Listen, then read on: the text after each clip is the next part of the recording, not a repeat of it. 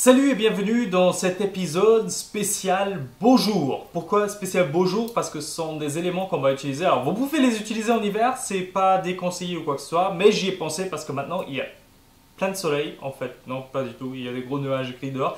Mais bref, théoriquement et même concrètement on est au mois de mai, même en fin de mois de mai, donc je me suis dit ça serait une bonne astuce pour vous.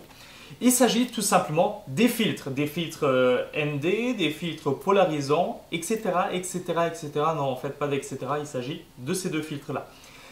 Pour ceux qui ne savent pas ce que c'est, un filtre ND, ça va ressembler à ceci. Donc, c'est un filtre tout simplement sombre sur toute la surface. Vous avez différentes sortes de filtres. Vous avez les filtres qui se vissent, comme celui-ci, qui sont donc dépendants du diamètre de votre appareil photo. Vous pouvez trouver des adaptateurs, mais je les déconseille parce que généralement il y a quelques problèmes de vignettage. Alors moi j'en ai un gros ici de 77 mm que j'avais acheté pour mon 24-70 que je n'utilise plus et que j'ai revendu. Mais généralement quand j'ai des plus petits diamètres, soit je le coince dans le pare-soleil, ce qui marche généralement assez bien, soit je le tiens tout simplement devant mon objectif.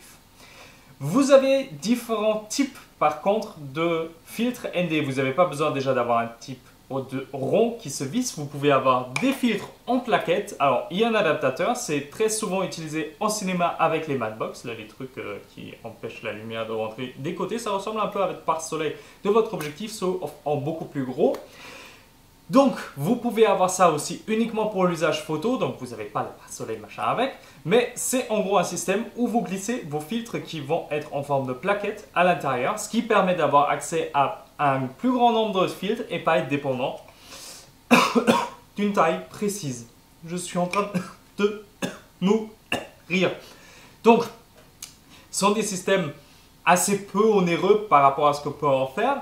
Après, ce n'est pas du tout une obligation pour les longues expositions parce que c'est surtout pour ça qu'il va se servir en photo, c'est de réduire notre lumière. Alors, il peut servir effectivement en été pendant les journées très ensoleillées avec des forces inférieures. C'est-à-dire, pourquoi je dis force inférieure? Là, il s'agit d'un filtre ND8, ce qui est déjà assez sombre. Je vais l'approcher, même si ça sera flou, vous voyez que c'est quand même assez sombre.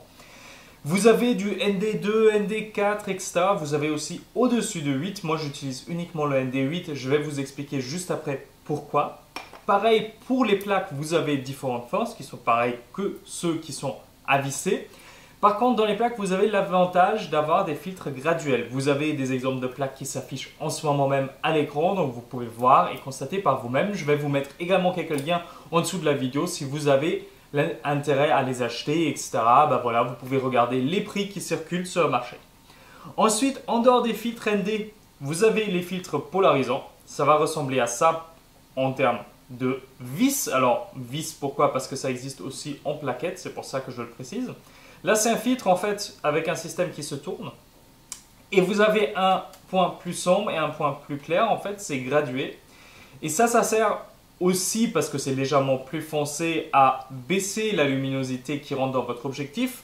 Mais surtout, en fait, en été, ça va servir à donner un peu plus de contraste au nuage et au ciel, puisqu'il est surexposé par rapport au sol. Donc, c'est ce qui va nous aider à avoir une exposition plus homogène et avoir un contraste déjà qui claque un tout petit peu plus à la prise de vue. Donc ça, c'est un petit accessoire en photo. Définitivement, je le conseille surtout en été parce que c'est sympathique à utiliser et ça peut toujours aider à réduire la quantité de post-traitement qu'on va appliquer sur une image.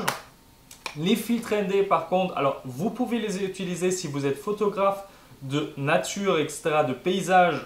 C'est un accessoire assez indispensable. Si vous ne vous reconnaissez pas forcément dans ce type de photo, honnêtement, je n'achèterai pas forcément. Par contre, pour ceux d'entre vous qui vous mettez à la vidéo avec votre réflexe, ça, c'est la vie. Pourquoi? Sans rentrer dans les détails d'une vidéo et comment ça se fait, etc., les détails techniques, en vidéo, on est limité à un temps d'ouverture qui va être généralement un cinquantième de seconde. Et on veut travailler avec des ouvertures ensuite précises de notre objectif. Donc, malheureusement, le temps étant déjà assez long, si on veut travailler par exemple à f4, en pleine lumière du jour, c'est chaud. Donc, on va utiliser des filtres ND pour rester vraiment à la même vitesse en permanence et à la même ouverture si on le souhaite. Donc, pour vous illustrer quelques exemples, je vous ai pris quelques photos avec un filtre polarisant. Donc, vous les avez qui s'affichent à l'instant même sur votre écran. Donc, une fois sans le filtre polarisant et une fois avec. Tada! Alors la différence, elle n'est pas fou, mais il y en a une. Maintenant, pour le filtre ND, je vous ai préparé une toute petite vidéo, rien de spectaculaire, tout simplement une vidéo d'un arbre qui se trouve devant chez moi, mais vous voyez également que la vitesse n'est pas du tout la même pour travailler comme je le souhaite. En vidéo, il y a un peu d'autres complications qu'en photo, c'est pas plus compliqué ou moins compliqué, c'est juste que la base est un peu différente. Donc voilà, ces deux types de filtres, vous les trouvez dans tous les magasins photo près de chez vous. Ce sont des accessoires, comme je disais, ils ne sont pas indispensables, à part pour la vidéo, les filtres ND seront vraiment indispensables si vous souhaitez filmer à l'extérieur. Sinon, ce sont des petits accessoires sympathiques à avoir, surtout en été, avec la lumière, etc. C'est pour ça que cet épisode est intitulé « Épisode pour les beaux jours ». Donc voilà, j'espère que ça vous a plu, j'espère que vous avez appris quelque chose. Si vous avez des questions sur les filtres, etc., n'hésitez pas à poster un petit commentaire en dessous. Moi, je vous vois très vite, il y a un autre tuto gratuit Photoshop qui se prépare, également un tuto premium. Donc, moi, je vous revois très vite. D'ici là, bonne photo, bonne vidéo et j'espère du beau temps pour combiner tout ça. Allez, à plus!